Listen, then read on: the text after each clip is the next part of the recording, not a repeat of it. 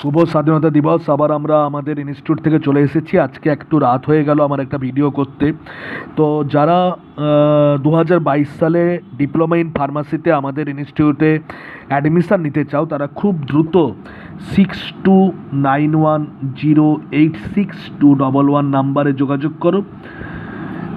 আজকে আমাদের টপিকস খুব ইম্পর্ট্যান্ট, এবং যেটা কিন্তু ফার্মাসিউটিক্যাল কেমিস্ট্রি থেকে। আজকে আমাদের টপিকস হচ্ছে লিমিট টেস্ট। কি টেস্ট? Limit test.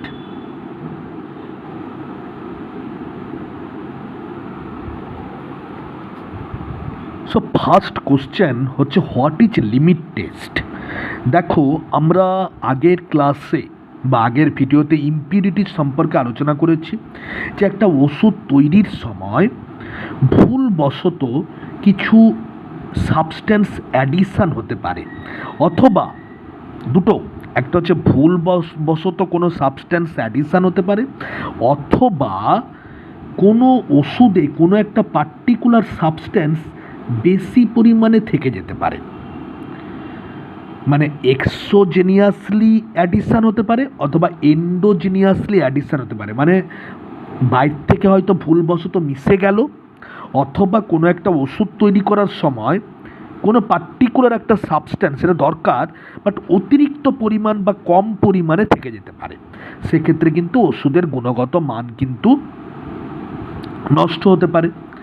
তো সেই সমস্ত সাবস্ট্যান্সগুলো কত পরিমাণে থাকবে তার একটা নির্দিষ্ট লিমিট আছে, এবং সেই লিমিটটা যদি ক্রস হয়ে যায় বা লিমিট লেস হয়ে যায়, তাহলে কিন্তু সেটা কিন্তু আমাদের টক্সিসিটি তৈরি করতে পারে এবং ওষুধের গুণগত মানও কিন্তু কমাতে পারে। তো সেই টেস্ট, যে টেস্ট দ্বারা আমরা কোনো একটা সাবস্ট্যান্স কতটা লিমিটে আছে, ধরো এই রেঞ্জে থাকার কথা, এর থেকে বেশি রেঞ্জে আছে না এর থেকে কম রেঞ্জে আছে, সেটা জানার জন্য যে টেস্ট করে থাকি তাকেই আমরা বলে থাকি লিমিট টেস্ট। সিম্পল কথা। তাহলে what is limit test? Limit test is a chemical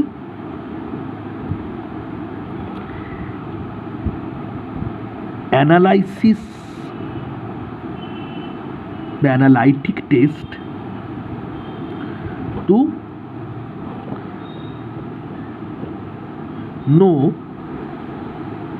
the presence of the limit of any given substance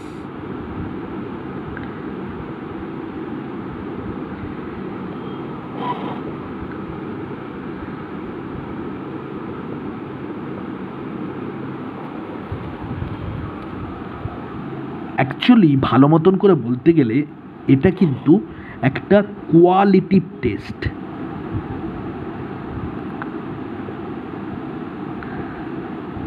quality আর কোয়ান্টিটির মধ্যে পার্থক্য। কোয়ান্টিটি মানে পরিমাণ। আমরা লিমিট টেস্ট ছাড়া কিন্তু পরিমাণ খুব একটা বেশি জানতে পারি না, বাট এটা যে প্রেজেন্ট আছে অ্যাজ এ ইম্পিউরিটিজ রূপে আমরা কিন্তু সেটা জানতে পারি। So that's why it is a qualitative chemical test. It is a qualitative chemical analytic test to know the presence of the limit of any given substance into drug.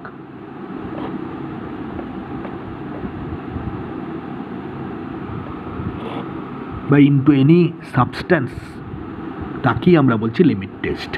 Limit test আমরা করে থাকি basically কিন্তু কতটা quality তার ভালো সেটাকে দেখার জন্য। আজকে আমরা যেটা পড়ব, limit test for chloride ion.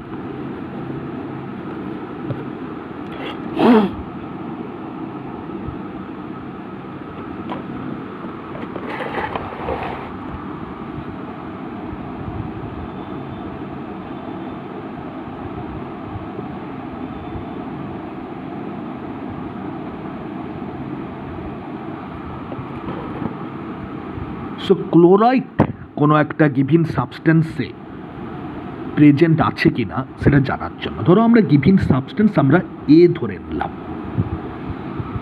আমি ধরে নিলাম যে এর মধ্যে ক্লোরাইড প্রেজেন্ট আছে, তাহলে এর সঙ্গে আমরা যদি সিলভার নাইট্রেট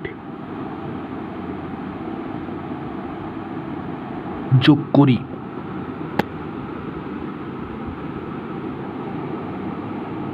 তাহলে কি হবে না, কার উপস্থিতিতে না এখানে কনসেন্ট্রেটেড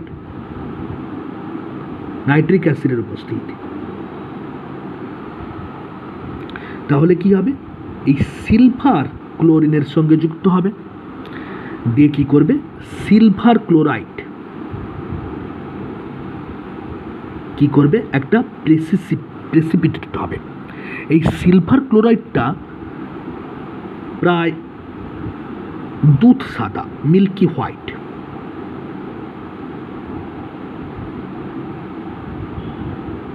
তাহলে কোনো একটা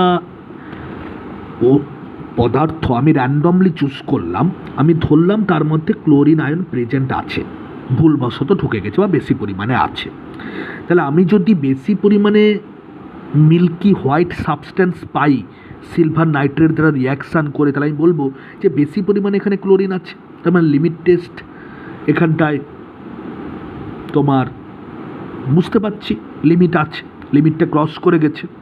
যদি আমি মিল্কি হোয়াইট কম পরিমাণে পাই তার মানে আমি বুঝতে পারবো যে এখানে ক্লোরাইড আয়ন কম পরিমাণে ছিল, তাহলে ক্লোরাইড আয়ন যদি বেশি পরিমাণে থাকে তাহলে বেশি পরিমাণে আমি মিল্কি হোয়াইট পাবো, ক্লোরাইড আয়ন যদি কম পরিমাণে থাকে তাহলে কম পরিমাণে আমি মিল্কি হোয়াইট পাবো, এটাই হচ্ছে মোদ্দা কথা।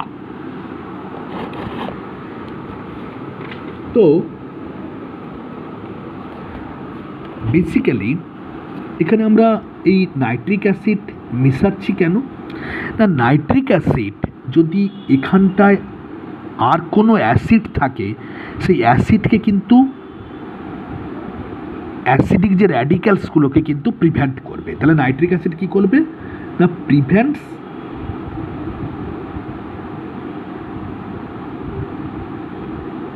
Acidic radicals.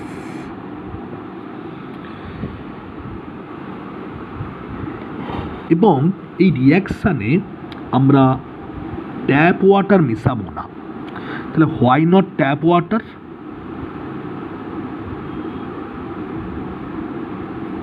কেন না ট্যাপ ওয়াটারে আয়রন বা আদার ইম্পিউরিটিজ থাকে যেগুলো কিন্তু রিয়াকশানকে কিন্তু মডিফাই করতে পারে, সো দ্যাটস ওয়াই কিন্তু আমরা ট্যাপ ওয়াটার না মিশিয়ে পিউরিফাইড ওয়াটার মিশাবো।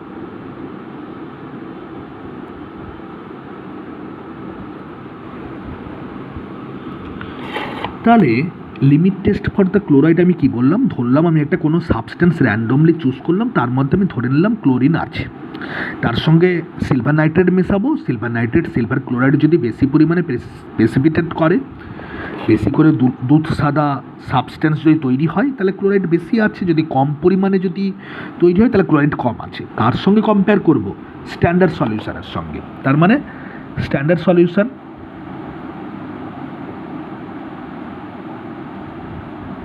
তাহলে এর সঙ্গে কম্পেয়ার করব এই পুরো রিয়াকশানটায় মিল্কি হোয়াইট এখানে বেশি হচ্ছে, তাহলে এখানে বেশি পরিমাণে ক্লোরাইড আছে, মিল্কি হোয়াইট এর থেকে কম হচ্ছে তার মানে এখানে বেশ কম পরিমাণে ক্লোরাইড আছে, দ্যাটস এনাফ।